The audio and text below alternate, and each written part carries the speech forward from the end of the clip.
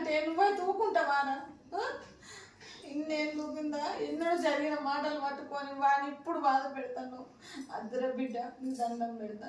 ఏడాదికో పండుగ కాదురా, అందరం సంతోషంగా ఉన్నాం. ఇన్ని రోజులు దసరాలు వేరు, ఈ దసరా వేరు. నువ్వన్నా చెప్పే తమ్మినికి కాదమ్మా, నాకు కూడా పంపించాలని కాకపోతే అలా అయ్యన్న మాటలు నాకు పంపించలేదు అట్లేదు. అలా అయ్యే చల్లకుండా తెలుసో తెలియక అన్నారా?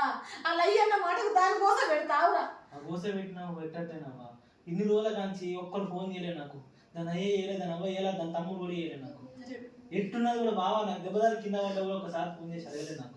అది కాదురా బిడ్డ, ఇన్ని రోజులు నా బిడ్డని మంచిగా చూసుకుంటారు, మంచిగా ఉంటుంది అని ఏడాదంటున్నా కూడా ఒక్కరోజు రేపు పండుగ అనగా పానం కొట్టుకుంటుందిరా.